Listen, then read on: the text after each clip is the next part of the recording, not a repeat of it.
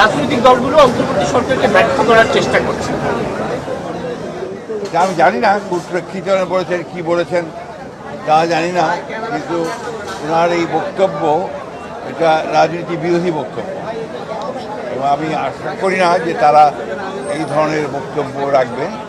কারণ রাজনৈতিক দলগুলো সবসময়ই এই অন্তর্বর্তী সরকারকে সমর্থন করেছে, এবং সমর্থন করার উদ্দেশ্য একটা আছে, এটা হচ্ছে গণতন্ত্রকে পুনঃপ্রতিষ্ঠা করা, রেস্টোরেশন অফ ডেমোক্রেসি। সেটার জন্যেই আমরা কাজ করছি 15 বছর ধরে। আমরা সংগ্রাম করেছি, লড়াই করেছি, এবং এটা উনি কী উদ্দেশ্যে কে বলেছে আমি জানি না।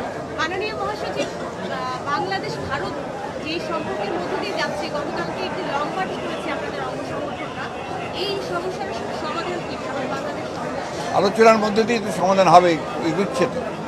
স্যার, ভারপ্রাপ্ত চেয়ারম্যানের কাছ থেকে কি বার্তা নিয়ে এসেছেন বাংলাদেশের রাজনীতির জন্য? ভারপ্রাপ্ত চেয়ারম্যান সাহেব বার্তা দিয়েছে যে আপনারা সবাই ধৈর্য ধরবেন। একটা বিশাল বিজয় সূচিত হয়েছে জনগণের। এই বিজয়কে ফলপ্রসূ করতে হলে অবশ্যই সকলকে ধৈর্য ধরে কাজ করতে হবে, এবং গণতন্ত্রকে প্রতিষ্ঠা করতে হবে, এবং গণতন্ত্রের যেটা প্রথম পদক্ষেপ ফটক, সেই ফটকে যে নির্বাচনের জন্য সকলকে প্রস্তুতি নিতে হবে। উনি কবে নাগাদ দেশে ফিরবেন এটা নিয়ে ইঙ্গিত দিয়েছেন? ওনার যখন সুযোগ হবে, অর্থাৎ আপনার মামলা মোকদ্দমাগুলো শেষ হয়ে চলে আসবে। Thank you sir. স্যার, আরেকটা বিষয় সেটা হচ্ছে আপনারা নির্বাচনকে প্রাধান্য দিচ্ছেন সরকারের চাইতে, এমনকি অন্তর্বর্তী সরকার। এই ধরনের ধারণাটা সম্পূর্ণ ভুল। আমরা 2 বছর আগে সংস্কারের কথা বলেছি, 31 দফা সংস্কার দিয়েছি।